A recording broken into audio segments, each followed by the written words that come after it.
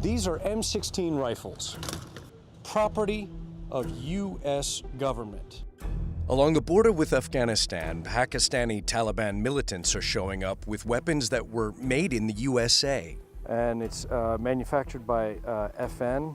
Yes. USA out of Columbia, South Carolina. The U.S. equipped the now defeated Afghan army with a huge armory of weapons as it withdrew from Afghanistan.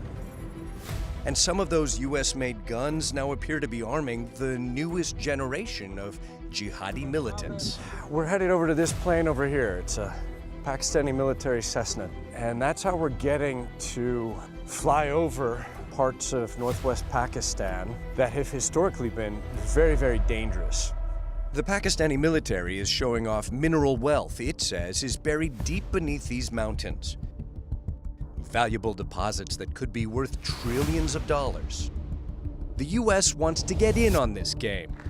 My favorite field marshal from Pakistan. The question is, how do you mine resources in a mountainous region that's been a battlefield in a decades-long forever war?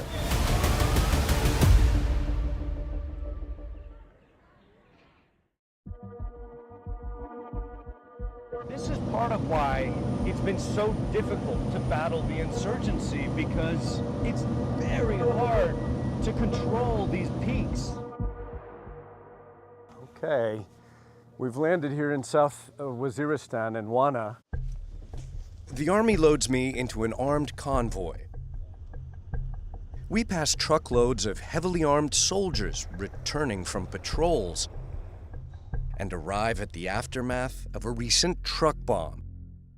The size of this explosion, you can tell, was massive. It ripped out the fortifications, the walls here at the front, at the gate of this school, this cadet college, and killed in this location at least 3 Pakistani army soldiers. Security camera footage shows the moment the truck bomb detonated. Moments later, a second wave of 4 insurgent gunmen ran through wreckage of the gate and stormed the school.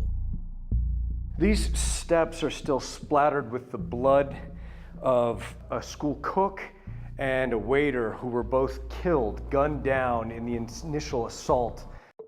There were more than 500 students aged 12 to 18 on campus. Over the next 24 hours, Pakistani soldiers successfully evacuated all of them. They were attempting to run away after a failed attempt to take hostages. They were killed by the forces right there, in front of this building. Colonel Mohammed Tahir of the Pakistani Special Forces says the attackers were all citizens of Afghanistan. Look closely here. What does it say, Colonel? Yeah, it says property of U.S. government. Yeah. M16. As is this M16, yes, and then this M16 as well. This is particularly creepy. The Army says each one of the fighters were found wearing these white headbands. This one is still stained with the blood of the dead fighter. This is a special ready for martyrdom force. These guys were ready to die fighting, carrying US-made guns. I'm taking photos of the serial numbers of these M16s. And what we'll try to do is go back and kind of cross-reference them, check with the US government to find out what they're doing here. The U.S. military confirmed to CNN that 3 out of the 4 rifles were supplied to Afghan security forces in and around Kabul years before the withdrawal. The Pentagon declined to comment further on this matter.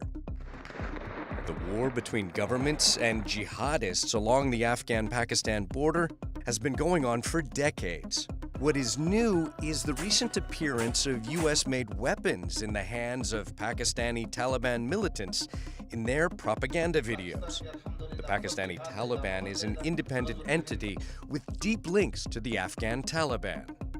I've counted more than 100 M16s, all with the marking property of US government. And the Pakistani military says that these were all captured from the hands of killed Taliban fighters. What happens to the weapons that were supplied to the Afghan government? Well, the Taliban get it all, or a majority of it. To get a sense of the scale of what the Taliban captured, I reach out to John Sopko in Washington, D.C. He spent 12 years as Special Inspector General for the U.S.'s $148 billion Afghanistan reconstruction program. It provided billions worth of weapons to the Afghan security forces. 300,000 some small arms weapons ended up with the Taliban. And I could go down the list. I mean, grenade launchers, communication stuff, rocket launchers, mortars, cannons, heavy machine guns, surveillance equipment. Nearly all of the night vision equipment that we provided to the Afghans, the Taliban got. Can militants here in Pakistan get access to any of these weapons? I think these weapons, once they get into this market and they get into the hands of the terrorists, it is not only Pakistan, they can pop up anywhere in this world. Because all these terrorist organizations, the non-state actors, they are very well connected with each other. In a video statement released to CNN, a spokesman for the Pakistani Taliban denied accusations that the Afghan government was arming the fighters. Meanwhile, the Afghan government tells CNN that weapons left behind after the withdrawal of foreign forces are under the complete strict control and protection of the Islamic Emirate of Afghanistan, and no one has been allowed to use these weapons for any kind of illegal use. It's here at Peshawar's Civil Military Hospital where you get a glimpse at the human cost of this conflict. Colonel Bilal Saeed is an Army surgeon here. You're meeting Abdullah, sir. Hi, Mr. Abdullah, how are you? Abdullah, कैसे हो? Sir, पूछ रहे हैं आप कैसे हो? Military statistics show a surge in casualties since 2021. That's the year the Taliban took over Afghanistan. Amid the survivors of this violence, Alahaddin, this 30-year-old father of three, serves in the Frontier Corps, a provincial paramilitary force. But an insurgent surprise attack on November 9th that took both his legs was his very first time in combat. First time, sir. Yeah. When you were hit, did you know it was a very serious injury? मैं होश में था और पूरा होश और जोश आवाज़ के साथ था और अपने दुश्मन को मैंने काफ़ी नुकसान भी कोशिश किया था लेकिन मेरी बस की बात में उस टाइम नहीं था बहुत दूर थे अगर मैं ज़िंदा हूँ और आखिरी सांस तक हो इनको बच्चों को भी मैं याद रखूँगा उनको नहीं छोड़ूँगा Have the wounds changed over the years? Sir, one can appreciate a changing pattern of wounds. Now we are receiving patients with long ranges, gunshot wounds, sniper hits. Now we have casualties coming in after the sunset hours because of weapons, night vision devices.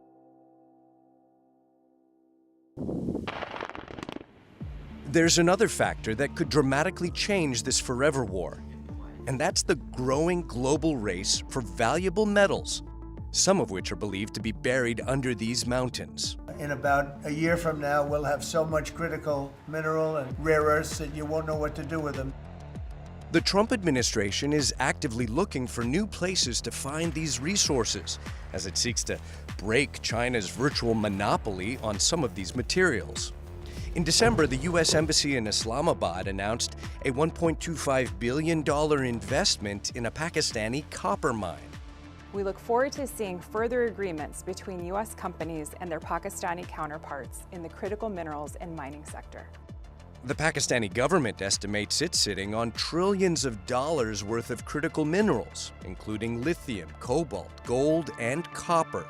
Elements that are vital for the artificial intelligence boom, energy transmission, and the defense industry. For weeks, we asked the Pakistani authorities for a first-hand look at these valuable deposits. It's simply described as too dangerous to try to travel to this area by road, so we have to see it from overhead.